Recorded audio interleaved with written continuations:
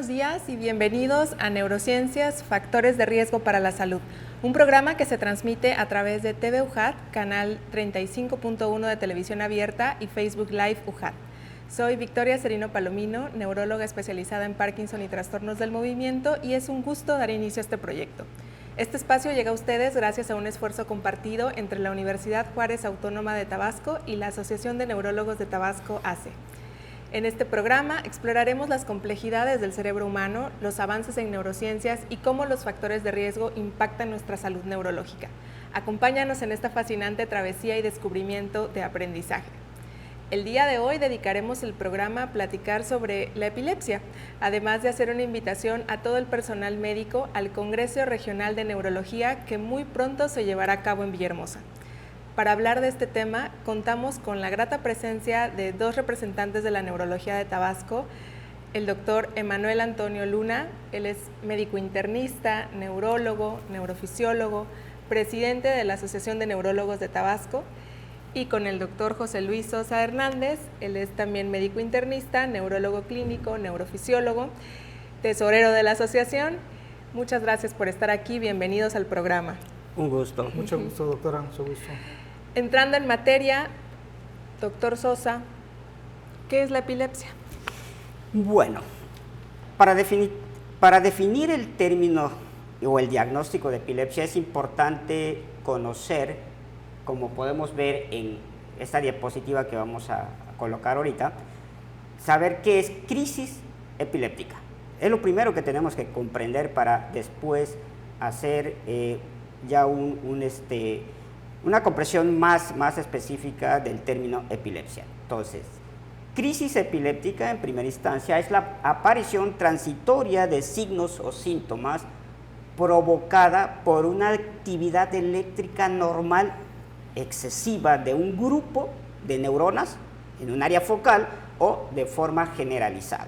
Entonces, por lo tanto, esta aparición de crisis epiléptica es un término importante para entender ya después el diagnóstico de epilepsia. Ahora sí, hablando ya una vez establecido que sí estamos ante presencia de crisis epiléptica, vamos a hablar de epilepsia, que es ese trastorno cerebral crónico que se caracteriza por una predisposición duradera a presentar crisis epiléptica. Esto es, las crisis epilépticas, para que se transforme en un diagnóstico de epilepsia, tiene que haber una repetición del evento con las mismas características. Lógicamente, este término va más allá de sufrir estos eventos clínicos, porque también como vamos a ver más adelante, hay una predisposición a otras consecuencias, ya sean neurobiológicas, o sea, un daño cerebral un daño cerebral adicional que pueden repercutir sobre el aspecto cognitivo, que puede haber una repercusión sobre el aspecto psicosocial, y en esta terminología vamos a entender esa estigmatización por el cual el paciente sufre de estos eventos, que lo lleva muchas veces a toda una serie de síntomas psicológicos, psiquiátricos, claro, más dañino en ocasiones que la propia epilepsia. Así es, entonces es bien importante recalcar lo que decía ahorita el doctor Sosa. Una crisis epiléptica no es igual a epilepsia, ¿sí? Y algo también que mencionó de que es una descarga anormal eléctrica. Doctor Luna, ¿tenemos electricidad en el cerebro? Sí, claro, doctora, mucho gusto por la invitación. Sí, el cerebro pues es un órgano muy complejo. Generalmente nosotros tenemos procesos bioquímicos en el cerebro que generan electricidad. Cada una de las neuronas que tienen una función específica en el cerebro se encuentran en la corteza cerebral. Hay neuronas que nos encargan para hablar, ¿sí? Para comprender, para movilizar un brazo, para sentir. Cada una de las neuronas tiene una función específica. Cuando hay una alteración en esa electricidad, que prácticamente es alteración bioquímica, pues el paciente puede presentar múltiples síntomas. Uno de los síntomas, pues evidentemente es una convulsión. Como bien lo dice el doctor José Luis Sosa, la convulsión puede ser esa manifestación de una actividad anormal de la neurona, y esa actividad anormal a veces se manifiesta a través de alteraciones motoras. Un paciente que convulsiona, por ejemplo, la gente le llama, tuvo un ataque.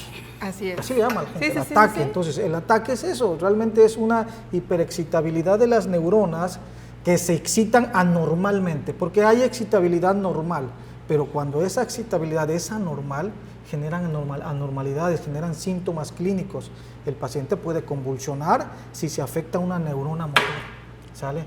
Si se afecta una neurona que no es motora, el paciente puede tener otros síntomas, puede tener probablemente un déjà vu, puede tener probablemente una desconexión del medio, puede tener una alteración sensitiva de un solo lado del cuerpo que está persistente, pero esa anormalidad eléctrica es lo que genera la sintomatología clínica.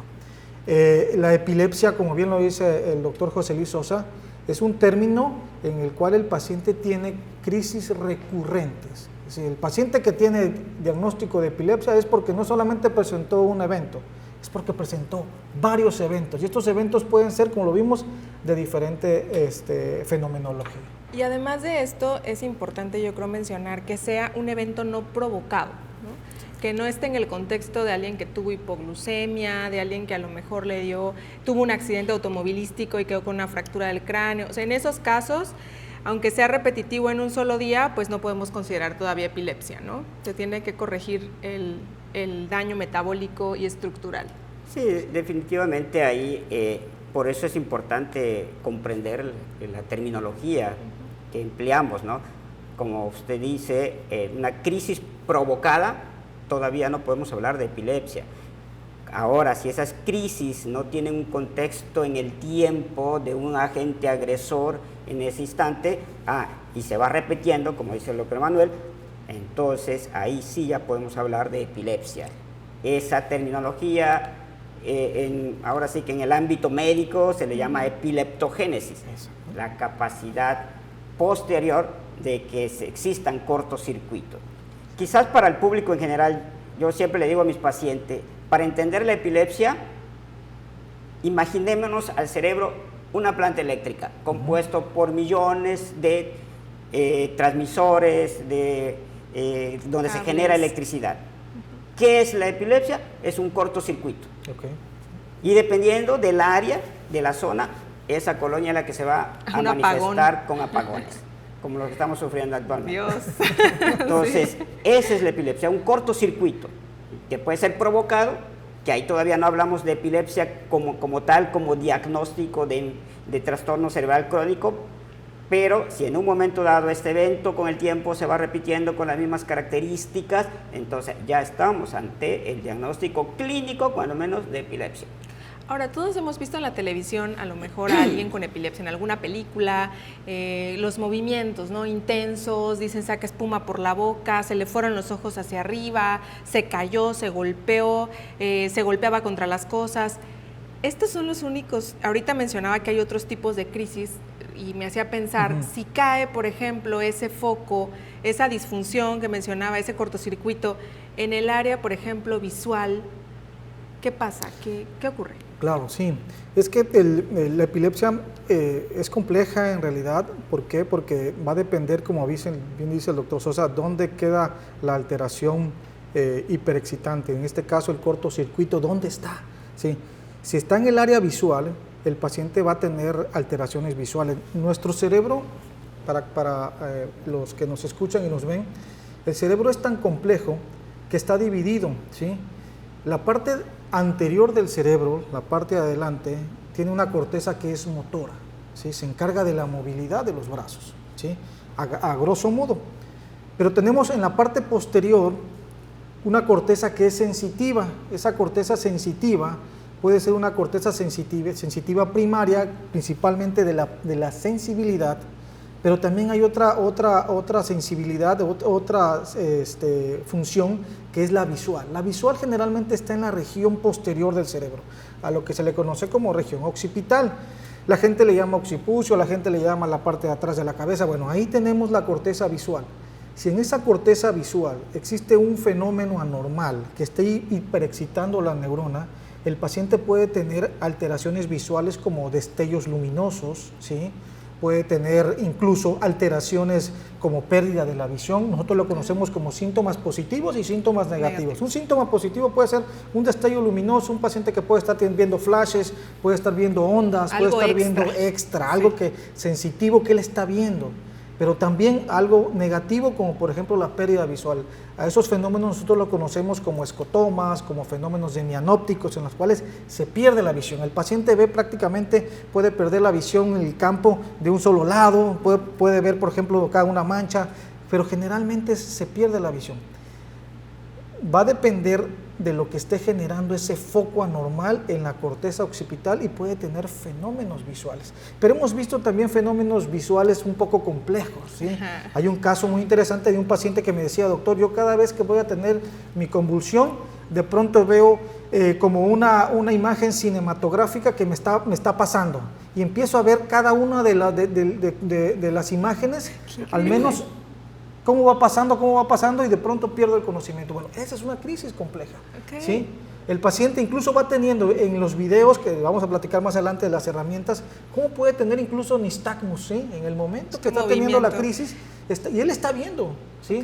Prácticamente es como un fenómeno alucinatorio, pero evidentemente provocado por una zona que está hiperexcitable. Entonces, estos pacientes, por ejemplo, si llegan, difícilmente el paciente o el médico cree que es una convulsión. Claro. ¿Por qué? Porque pensamos que la epilepsia nada más es convulsión, el paciente presenta caída al suelo, se empieza a mover, y no, la fenomenología de la epilepsia es mucho más compleja.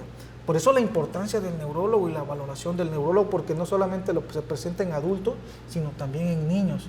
Y en niños es un poco más difícil. ¿Por qué? Porque la información de un niño es son menos descriptivos, a lo mejor no confían tanto en decir la información. Y aquí algo importante es recalcar por qué estamos hablando de este tema, ¿no? ¿Qué tan importante es, qué tan frecuente es, doctor Sosa? Antes de pasar a ese tema, es importante lo que acaba de decir el doctor Manuel, ese síntoma inicial. Ajá. Ese síntoma inicial es básico porque ahí puede ser el origen, ya uno como médico, de tratar de identificar dónde está la zona donde se genera ese cortocircuito. Eso es importante. De antes la gente le llamaba aura, o sea, en el ámbito médico se le llamaba aura, pero ese dato premonitor, ese dato antes que yo me desconecte y después convulsione, porque la convulsión puede ser la etapa final de esa descarga ya generalizada, pero es muy importante ese aspecto. La pregunta que realizas es muy importante. ¿Cuál es la importancia de la epilepsia? Esto radica que en el mundo existe, si pasamos la siguiente diapositiva, más de 50 millones de personas, incluso ahorita se está ya manejando cifras cercanas de los 70 millones con afectación de epilepsia. Esa es la prevalencia más o menos ya calculada.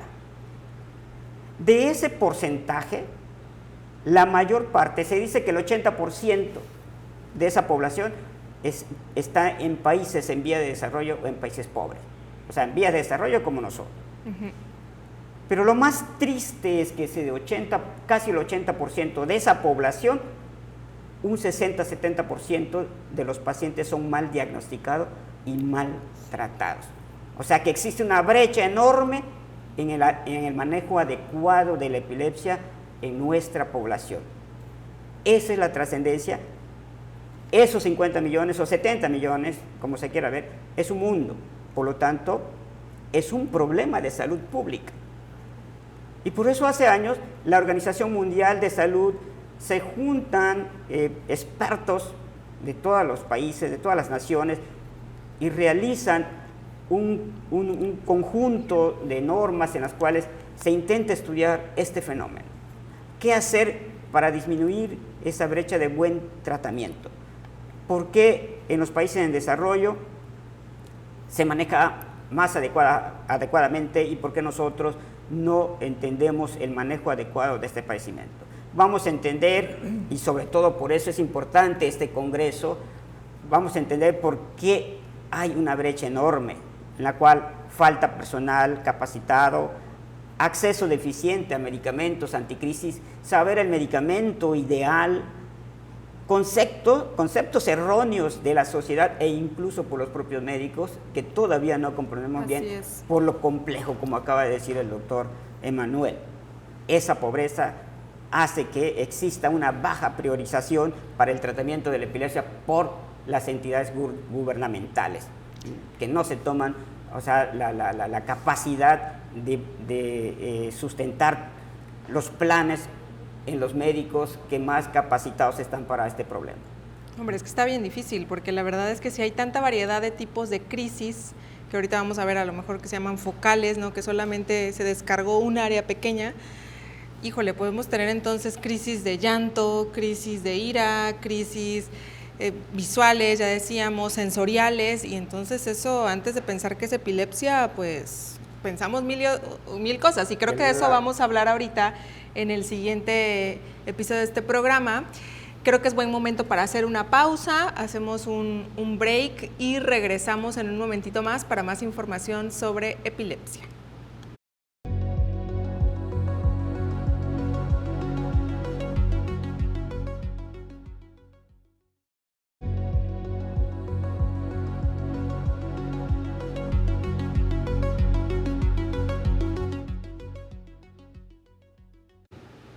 Muy bien, ya estamos de vuelta en este programa Neurociencias, Factores de Riesgo para la Salud.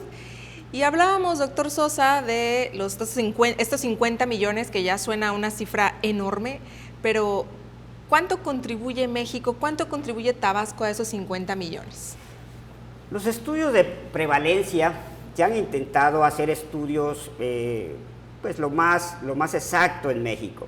Hemos hecho esfuerzo por grupos de médicos que se interesan en esta enfermedad. Existe un grupo que se llama CAMELICE, que es como el capítulo de la Liga Internacional contra Epilepsia. Existe un programa gubernamental ideado por el doctor Rubio Donadieu, el cual es pionero de un programa que se llama Programa Prioritario de Epilepsia, que viendo la necesidad de educar al médico de primer contacto, se han creado centros de atención integral de epilepsia manejado por un neurólogo, un hospital que cuente con electro, con tomografía cuando menos, para intentar homogenizar el conocimiento en México. Esa es una labor muy ardua y prácticamente altruista, en la cual no se recibe ningún estímulo económico, lo hacemos nada más por amor al arte, como diríamos. De esos 50 millones de epilépticos en el mundo, del paciente epiléptico en el mundo, se dice, los diferentes estudios que se han realizado en México varían, porque va de acuerdo a la población, si es un hospital de concentración, si es una zona rural o urbana. Pero, en términos generales, una casuística, una prevalencia nacional se ubica entre el 10 a 20 pacientes por cada 1,000 habitantes. Si sacamos una media de 15 por cada 1,000 habitantes, estamos hablando que en México tenemos aproximadamente 2 millones de pacientes con epilepsia.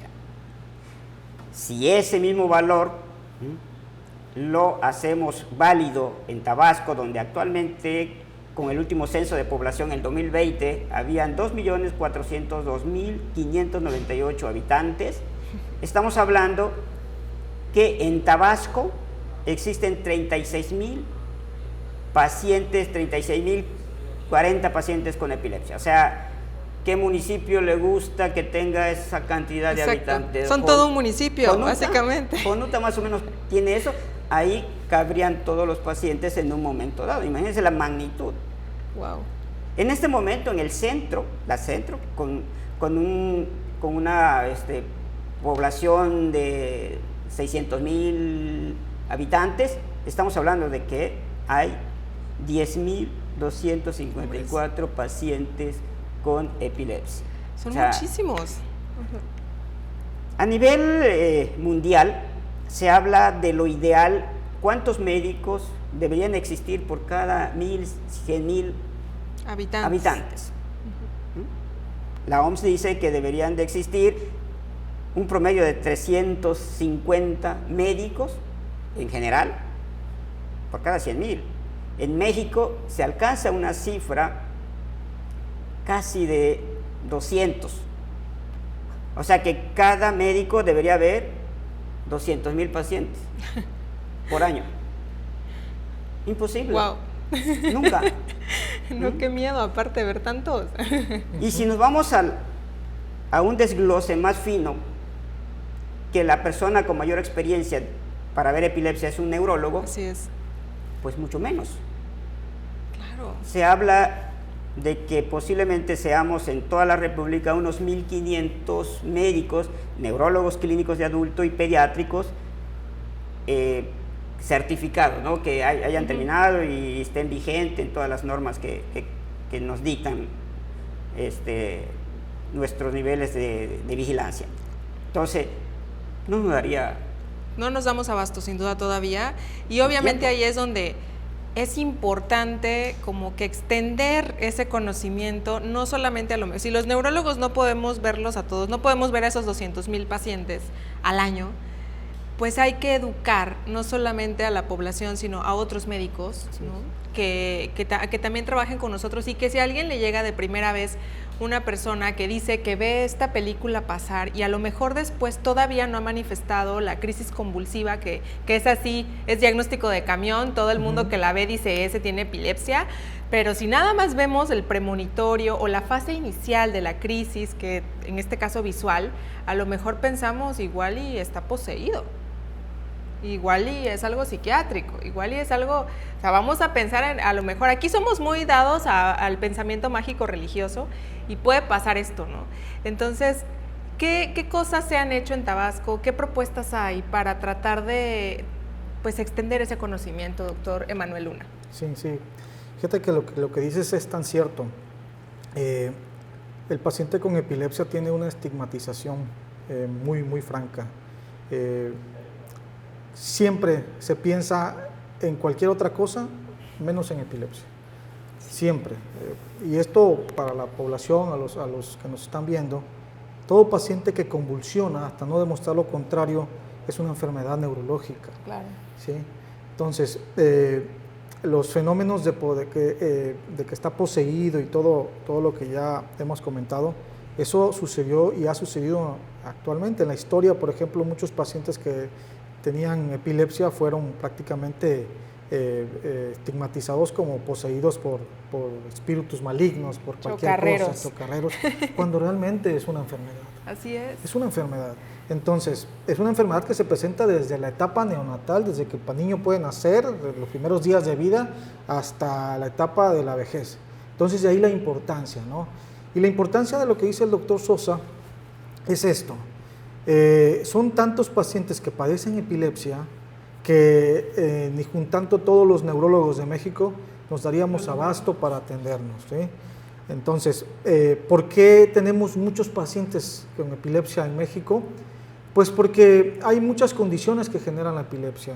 O sea, en los países desarrollados generalmente tenemos más tendencia a tener enfermedades del cerebro, llámese neurocisticercosis, que es un problema de salud pública, traumatismo craneoencefálico, que es el pan nuestro de cada día, pacientes que no utilizan cascos y se golpean manejando, los accidentes automovilísticos, los infartos cerebrales, las demencias. Entonces, las causas que generan epilepsia son tan diversas que evidentemente la población de pacientes con epilepsia, ¿sí?, ha sobrepasado al nivel de los números de neurólogos que existen en México, ¿no? Entonces, la importancia que tiene esto es concientizar a la gente a conocer algunos signos de alarma que orientan a un paciente con epilepsia, pero también nuestra función como la Asociación de Neurólogos de Tabasco AC es poder dar a conocer las enfermedades neurológicas a la gente, pero también a nuestros colegas, a los médicos, al médico general, al médico familiar, al compañero internista, al compañero psiquiatra, a todos los médicos que estamos viendo a estos pacientes. Pues esa es la función. Claro. No podemos atender a todos, pero sí podemos dar a conocer, dar cursos, dar charlas, preparar más a nuestra gente, a nuestros médicos, sobre todo al médico de primer contacto. Exacto. Al médico que está en el centro de salud, al médico que está en el hospital regional del municipio, ¿sí? Ese es el médico que está viendo, es el médico de batalla el que está viendo el paciente con epilepsia. Si nosotros como asociación podemos dar a conocer y podemos preparar a nuestros médicos en el estado de Tabasco, pues posiblemente podamos atender y darle una mejor atención al paciente, ¿sí? Un diagnóstico oportuno, un envío rápido hacia el neurólogo, un inicio de tratamiento, ¿no? ¿Sí?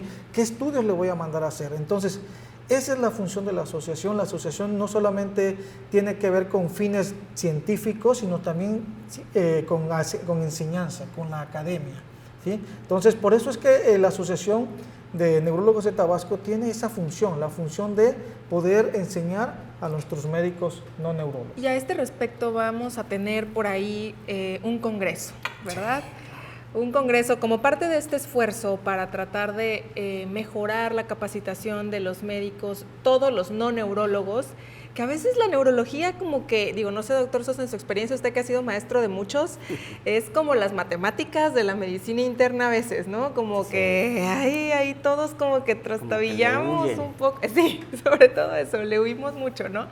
Entonces, queremos hacerlo más amigable, más fácil, de fácil entendimiento, que se sienta la confianza y además de tener en esa convivencia, porque pues, se trata de que en este congreso estemos neurólogos conviviendo y enseñando un poco de lo que sabemos a los no neurólogos, tener a lo mejor ese contacto y si incluso hay un caso, una duda y todo, ya sea algo más estrecho, sin pena, sin miedo, sino en pro del bienestar de los pacientes.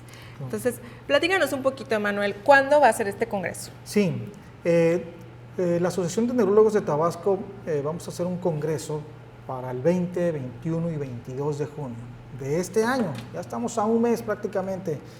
El congreso va a ser aquí en el Teatro Universitario y estará dirigido para todo el personal de salud que desee conocer las enfermedades neurológicas. Desde el estudiante de medicina, que ese es un dato que nosotros queremos saber, que el que se vaya mezclando el estudiante de medicina desde su primer año de la carrera hasta que salga. Igual y lo enamoramos, claro, y se vuelve neurólogo y tenemos a los médicos generales, a los médicos familiares, a todos los especialistas que puedan tener pacientes con enfermedades neurológicas, pues por eso es que estamos haciendo este congreso con la finalidad de que puedan asistir, lo estamos invitando, van a venir colegas especialistas de diferentes áreas de la neurología a darnos temas no solamente de epilepsia, vamos a hablar de epilepsia, vamos a hablar de demencia, Alzheimer, vamos a hablar de esclerosis múltiple, de Guillain-Barré, hablaremos de enfermedad vascular cerebral, los infartos, el derrame cerebral que se conoce. Sí, muy común. Muy común. El paciente con Parkinson, el paciente neuropediatras, los niños que tienen autismo, los niños que tienen problemas del desarrollo, que tienen problemas del lenguaje, ¿sí? Y los problemas psiquiátricos que están asociados a los pacientes con enfermedades neurológicas. Este conglomerado de temas que vamos a dar, pues es para eso, para que nuestros médicos de Tabasco puedan prepararse en estos temas y ojalá nos puedan acompañar. La verdad, aquí va a ser en nuestra casa de estudio, la Universidad Juárez Autónoma de Tabasco, en el Teatro Universitario 20, 21 y 22. Por ahí vamos a dejar nuestros datos, los datos de la asociación, Instagram, Facebook y correo electrónico. Ante cualquier duda pueden hacer contacto a través de esto y nosotros les damos más información para las inscripciones, etcétera. Y siguiendo con ello, ahorita mencionabas, Emanuel, entre los temas, la epilepsia en niños. ¿Hay alguna diferencia? ¿Es más común en niños, doctor Sosa? La incidencia o casos nuevos en la población en general, hablamos de dos picos. Okay. Un pico infantil y un pico ahorita en ancianos. Algo importante que se acaba de mencionar es la longevidad en el ser humano conlleva o va de la mano que puedan aparecer trastornos neurológicos degenerativos y en uno de ellos es la epilepsia también. O sea, y cada vez envejecemos más porque esa esperanza de vida también va aumentando. Entonces, los riesgos van asociados a activar cualquier grupo neuronal y en un momento dado manifestarse en una forma de epilepsia. Entonces, los niños, como yo le digo a mis colegas, es otro rollo. Porque es difícil, o sea, ya lo dijo Manuel, o sea, un paciente adulto le preguntas, le dices qué sentiste antes de que convulsionaras. Dime qué sentiste, qué viviste, porque a veces el paciente se niega a manifestarlo porque le da pena, porque Así dice, es. hijo, le van a decir que estoy loco si digo que veo visiones, que veo un avión que se Totalmente. viene hacia mí, pero un niño, ¿cómo le hace? Entonces, sí es difícil, lógicamente, dependiendo del grupo etario en el cual se presente la epilepsia, son el grupo de causas que pueden estar propiciando esa actividad eléctrica que se va a manifestar en una epilepsia. Pero los niños sí Son un reto, ¿no? son un reto. Y en ese caso de reto que no tenemos esa facilidad como con los adultos de que descríbanos, a ver, señora, porque luego somos así, señora, a ver, dígame hacia dónde volteó los ojos, usted que lo vio, usted que lo grabó, por favor, dígame. Si no tenemos eso, ¿cómo le podemos hacer? ¿Qué estudios nos pueden apoyar para esto? Hay algo que acabas de mencionar, o sea, todo mundo cuenta ya con un celular. Sí. Ese es un video casero. Okay. Que sirve, aparte. Definitivamente, o sea, ahí nos orienta mucha fenomenología de inicio, que a veces cuando el paciente nada más lo describen como una crisis convulsiva. Es algo importante que dijo el doctor Emanuel. No todas las epilepsias convulsionan. No todas las epilepsias son convulsión. Siempre tenemos una mala comprensión del término que epilepsia es sinónimo de convulsión, pero no. La convulsión puede ser una manifestación final, es lo más caótico, pero también puede haber crisis, como ya se expresó, de ausencia, de desconexión, de sacudidas nada más. Y en que las personas pueden estar conscientes, ¿no? O sea, eso es importante, porque a lo mejor decimos, no, como no se cayó, no se golpeó, no perdió la conciencia y todo, eso igual no fue una crisis, sino... Fue una bajada de azúcar, fue una bajada de presión alta. Lo perdió el duende. Lo perdió el duende, entonces... Eso es buenísimo, ¿no? Sí, o se lo llevó el estabán, o sea, como decían en Yucatán, me perdí el sábado, los viernes en la noche y aparezco el domingo. A lo mejor nos reímos un poquito como chiste local, pero es que esto sí es una anécdota, o sea, en realidad sí ha habido pacientes, hemos tenido pacientes aquí en Tabasco que la crisis, tienen en ese momento pérdida pérdida de la conciencia, que no hay que confundir. Conciencia es que ahorita estamos todos entendiendo lo que está ocurriendo a nuestro alrededor y en el momento en el que no perdemos el alerta, que es el estar despiertos. Entonces, esa persona puede estar despierta, puede estar con los ojos abiertos, pero estar en otro mundo. Y entonces, de pronto, esta crisis puede manifestar que el paciente esté en otro mundo, con ojos abiertos, se ponga de pie y empiece a caminar. Y si, hablamos de que a lo mejor vive cerca de un pastizal, de un monte, te vas al monte. ¿Y qué es lo que voy a pensar? Se lo llevó el duende, antes de decir que tiene epilepsia, ¿no? Exacto. Definitivamente, tenemos que estar familiarizados con los términos locales, ¿no? Entonces, yo siempre al paciente, descríbame bien, doctor, es como estar ido. Ah, perfecto. Estar ido es alteración de la conciencia, no se durmió, no. Como se le fue el pajarito. Ah, ok, eso es estar ido. Okay. Entonces, aquí, ¿cuáles estudios, doctor Emanuel, nos pueden ayudar con esto? Sí, doctora. Fíjese que, de entrada, antes de los estudios... Ahorita, si quieres, creo que, ahorita que decías de los estudios, creo que esto nos va a dar para mucho. Entonces, ¿qué les parece si vamos a una breve pausa? Parece bien. Y volvemos aquí a hablar de qué estudios necesitamos y un poquito más de esa perdedera del duende. Volvemos. Sí.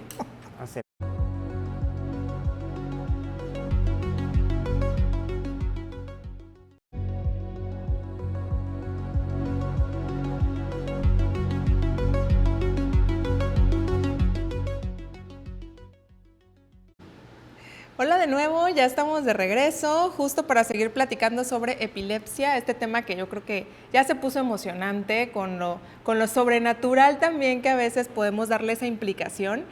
Y nos quedamos en estudios diagnósticos, con este reto que representan las diferentes manifestaciones que puede tener. ¿Cómo corroboro ese diagnóstico? ¿Qué cosa nos puede ayudar, doctor? Sí, doctora. Generalmente, cuando hacemos el diagnóstico de epilepsia, el diagnóstico es clínico. Okay. Eso es lo más importante, el diagnóstico clínico que cumpla la definición operacional de lo que ya vimos, ¿sí? paciente que tiene 2 o más crisis convulsiva no provocada, ¿sale? O sea, que no sea por hipoglucemia, que no sea porque tiene el sodio bajo, que no sea un por golpe de calor. un golpe de calor. Ese paciente, si ya ha convulsionado o ha tenido crisis que no son convulsivas, por ejemplo, dijo el doctor Sosa, una desconexión del medio, que diga el paciente, ¿sabes qué, doctor? Es que traigo a mi familiar porque se queda desconectado, ¿no? Se queda ido se queda unos segundos. y empieza a mover las manos, empieza a mover la boca, está chupeteando, empieza a hacer cosas y de pronto regresa en sí, pero lo hace varias veces, pues ese es un signo de alarma que posiblemente es una crisis epiléptica que no es convulsiva, pero es crisis epiléptica, ¿ok? Pero el paciente que convulsiona y que ha convulsionado varias veces, pues ese ya cumple el criterio operacional de epilepsia. Entonces, de entrada, antes de cualquier estudio, es el diagnóstico clínico. Eso es lo más importante, que cumpla los requisitos, que integre el diagnóstico y que sus crisis, evidentemente, sean crisis que sean altamente relacionadas a crisis convulsivas. Hay otros tipos de crisis. Así es. ¿Sí? Hay el paciente que es psiquiátrico por per se. Claro. ¿Sí? Hay otro tipo que se desmaya, que es un síncope y que realmente lo que se le bajó fue la presión, pero no fue que convulsionó. Hay cosas, pero de eso es importante que el especialista, que el médico protocolice. Ok, ya una vez que integramos y que sabes que ese paciente sí cumple al menos los criterios operacionales para una epilepsia, es ahí donde ya empezamos a utilizar herramientas. ¿Sí? Okay. Una de las herramientas que utilizamos son los estudios de imagen.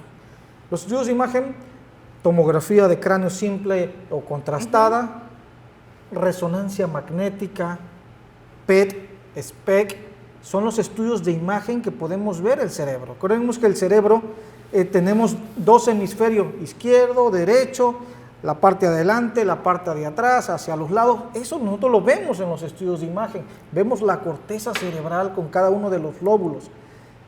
La imagen nos sirve para ver si ese encéfalo en sí es normal, macroscópicamente hablando, estructuralmente hablando, o si hay una alteración. Sí, porque cabe mencionar, ¿el cortocircuito se puede ver? No necesariamente. O sea, hay el paciente que tiene epilepsia, a veces el cortocircuito como tal no se ve. Ese es bioquímico, ese es bioquímico. Exacto. Pero sí podemos ver lesiones que puedan estar generando ese cortocircuito. Por ejemplo, un tumor. Así es. ¿Sí? Un tumor dentro del cerebro o fuera del cerebro, pero que está comprimiendo el cerebro. ¿Sí? Un infarto cerebral. ¿Sí? Una zona de gliosis. La gliosis es como una cicatriz. Aquel chamaco que se cayó, se golpeó la cabeza, pues posiblemente quedó con una cicatriz que a la larga le puede generar convulsión. O que nació con una alteración de la estructura, con una alteración, exactamente, una malformación arteriovenosa, una malformación del cerebro propiamente, de la corteza. Para eso nos sirve la imagen, para ver si realmente mi paciente que tiene convulsión tiene una alteración estructural. ¿Sí? A esa le llamamos epilepsia estructural o también epilepsia sintomática. Y eso me imagino que, bueno, no me imagino, tiene implicaciones en el tratamiento. Claro, sí, el pronóstico. Nosotros, como vemos, sí hay epilepsias que pueden ser generalizadas, ¿sí? Que todo el cerebro se activa. Como dice el doctor Sosa, que se apaga un foco, pues aquí prácticamente es todo el cerebro que se apaga, ¿no? Y se da el circuito eléctrico. Pero hay otras en las cuales solamente es una región. A esa se le conoce como epilepsia focal. Epilepsia focal, una zona, epilepsia generalizada es todo el cerebro que al mismo tiempo. Okay. La resonancia sí nos ayuda mucho porque si encontramos una alteración estructural y nuestra fenomenología o lo que nos está diciendo el paciente, qué sentía antes, qué pasó durante, que eso nos lo da el familiar y qué sintió después de la crisis, esos datos a mí nos ayudan más o menos a integrar más o menos qué tipo de epilepsia tiene. Nos apoyamos con la resonancia y podemos ver que la zona del cerebro que posiblemente se está afectando. Pero también otro estudio que nos ayuda mucho son los estudios funcionales, el electroencefalograma. El electroencefalograma lo que ves es la actividad eléctrica. Ahí sí podemos ver el cortocircuito. Ahí podemos ver el cortocircuito, la parte negativa, más negativa que genera la convulsión. Lo podemos ver en el electroencefalograma, que es un estudio que le colocamos cables alrededor de la cabeza. Maximizamos prácticamente los voltajes del cerebro y podemos ver si existe una alteración. ¿Sí? El electroencefalograma, el videoelectroencefalograma, que como dice el doctor, todos tenemos un celular, pues ahora hay estudios que con video se complementan con el electroencefalograma y ya estamos registrando por si el paciente le da una convulsión en el estudio, ver se graba. qué pasa al mismo tiempo en su cerebro. Al mismo tiempo en el cerebro, ¿dónde inició, no? El videoelectroencefalograma. Pero también tenemos otros tipos de estudios, ¿sí? Pero en general esos estudios son los protocolos iniciales, ¿no? Obviamente al paciente le tenemos que pedir cómo está su azúcar, claro, su glucosa, cómo está la función del riñón, cómo está la función del hígado, cómo está la tiroides. Todo eso es un complemento. Es decir, todas esas herramientas que tenemos en general la utilizamos para complementar nuestro diagnóstico clínico. Que aquí como diagnóstico clínico es que el médico especialista en el tema haga varias preguntas dirigidas a la enfermedad, se sepa los criterios y revise al paciente. Entonces, eso es clínico, sí, para que quede un poquito claro. Y ahorita mencionabas también la relevancia de otros términos, PET, SPECT, ¿eso qué significa, doctor Sosa? Hay estudios en los cuales se mide el metabolismo, el flujo sanguíneo. Entonces, estos estudios moleculares, nucleares, permiten en un momento dado reforzar lo que ya estamos sospechando o integrando. Estos estudios son de avanzada, son más sofisticados. Es cuando queda la duda realmente dónde está ese foco, si realmente eso que estamos viendo si es el generador principal. Y casi siempre son estudios que están encaminados cuando un paciente ya es candidato a una potencial cirugía. Entonces, cirugía de epilepsia, cirugía que puede de epilepsia. ser curativa o también paliativa, Paliativa, ¿no? claro, bajar el número de crisis. Bajar el número de crisis, que eso va a repercutir en la calidad de vida de un paciente. Por eso en la definición de epilepsia no solamente el fin es controlar las crisis, sino también ver toda esa otra comorbilidad asociada al paciente con epilepsia. Claro, no todos los pacientes... Exacto. No todos los pacientes van a ser candidatos a cirugía de epilepsia. Eso hay que consultarlo con su neurólogo. Hay varios bemoles en este tratamiento. Por ejemplo, podemos hablar también, existen chips para epilepsia, que así luego les dicen las personas chips, pero en realidad no son chips, sino son un poquito más complejo, es un cablerío también, sí. Es un generador, ¿no? Un neuroestimulador. Un neuroestimulador, sí. Hasta el día de hoy la ciencia ha ido avanzando en relación al tratamiento, ¿no? El tratamiento, ya una vez que se diagnostica, que ya vimos todo esto, ¿dónde pues está el foco? veces, Si es ¿dónde está el foco? generalizada. A veces ya procedimientos ya más especializados se pueden poner estimuladores para el control de la epilepsia, ¿sí? Pero esos son ya prácticamente casos muy específicos. La gran mayoría de los pacientes... Más del 60%, ¿sí? ¿No? Se van a controlar a veces con un solo fármaco. Tratamiento médico. O sea, eso del tratamiento quirúrgico prácticamente es para una población muy reducida, pero muy reducida, de pacientes que no se controlan con el tratamiento médico. El tratamiento médico es el pilar, ¿sí? La monoterapia, dependiendo del tipo de epilepsia, ¿sale? Como comentábamos hace ratito, hay epilepsias que son estructurales, pero hay otras epilepsias que se heredan, que son genéticas, ¿sí? Ese paciente que tiene epilepsia genética, lo más probable es que el estudio del cerebro, la imagen sea normal, ¿sí? Pero su clínica, lo que nos dice cómo convulsiona, cuál es su característica de que él refiere como convulsión. ¿Qué tipos de crisis? ¿Qué tipo de crisis, sí? Más lo que encontramos en el electroencefalograma, con eso podemos integrar que este paciente tiene una epilepsia generalizada de probable etiología genética. Ahora, si es genética, el tratamiento cambia. Ya solamente tenemos unos cuantos medicamentos para tratar a este paciente. Okay.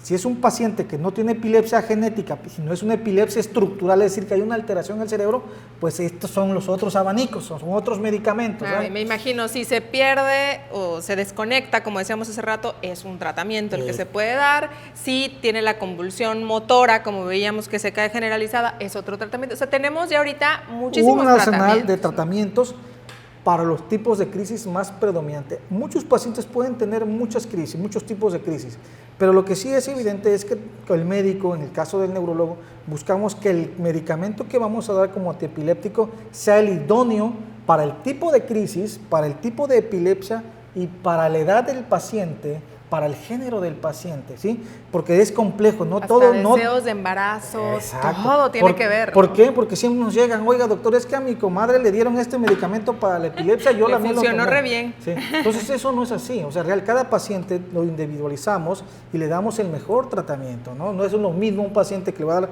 tratamiento epiléptico, tiene 15 años, a una persona de la tercera edad que es diabético, que es hipertenso, que tiene problemas del hígado, que tiene problemas del riñón. Entonces, cada paciente es muy diferente.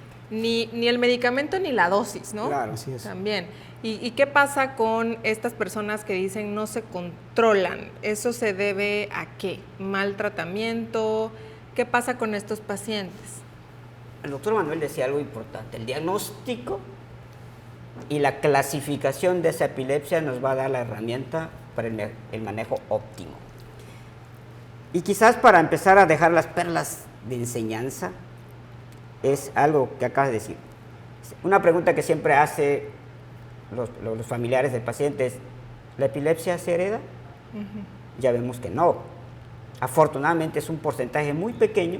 Las que son genéticas. Las que son heredables. La mayoría son focales, entonces no todas las epilepsias se heredan. Entonces, ¿por qué me descontrolo? Se dice que después que haces un buen diagnóstico y empieza un descontrol, una de las primeras causas de descontrol es la adherencia inadecuada del paciente a su medicamento. Igual que en la diabetes, ¿no? Igualito. Parecido. Igual que la hipertensión. Okay. Otro es, encuentra uno un fármaco adecuado y se modifica el fármaco por uno genérico, por uno similar. Okay. Y no es que no tenga el producto, el principio activo, sino la estructura de la tableta, de la cápsula, va a variar. Y entonces... Eso también impacta, ¿no? Va a impactar en ese control. Entonces, existen factores precipitadores, efectivamente, una fiebre, una bajada de azúcar, una subida de azúcar, infecciones, una infección. Entonces, todos esos pueden ser factores activadores. El desvelo. En la población juvenil, echarse unos tragos de más. Entonces, existen factores que sí pueden hacer retroceder lo que uno en un momento dado logra integrar y manejar bien. Entonces vemos la complejidad para diagnóstico. El diagnóstico viene siendo lo más fácil, pero la clasificación, la selección adecuada del tratamiento, lo que haga el paciente también por su enfermedad, porque esto es bien importante. O sea, nosotros podemos recomendar y dar los mejores, estudiamos para hacer eso, pero si uno no lleva el tratamiento, pues ya que nosotros qué podemos hacer, ¿no? Claro. Ahí se nos dificulta que la persona mejore.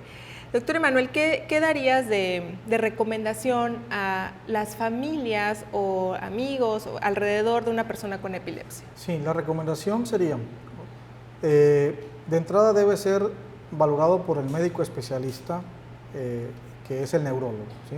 Entonces, el neurólogo es el médico especialista que ve los trastornos, en este caso de epilepsia, ¿sí? No los quirúrgicos, ¿sí? Hay mucha diferencia entre el neurólogo y neurocirujano, ¿no? Okay. Entonces, lo más importante es buscar al especialista, en este caso el neurólogo, dependiendo. Pero también otros médicos como el internista, el médico general, el médico familiar, pueden atender a un paciente con epilepsia. Las epilepsias que no se controlan adecuadamente, pues entonces ir con el médico especialista, pero también hacer lo que hizo el doctor Sosa, un buen apego al tratamiento, no desvelarse, evidentemente evitar tomar otros tipos de sustancias, el alcohol va a generar, las drogas, CBD, THC, todo eso todo lo que va saliendo de moda. Va a empeorar al paciente con epilepsia. Entonces el paciente con epilepsia debe ser disciplinado, de entrada, aceptar su enfermedad, y a partir de ahí tener un mejor tratamiento, y si no se cuida él, nadie más lo va a hacer. Claro. ¿Sale? Y bien importante también, hace rato decía el doctor Sosa la relevancia, y el doctor Emanuel también, de los videos caseros. ¿Y cómo voy a hacer un video casero si yo veo una crisis y caigo en pánico?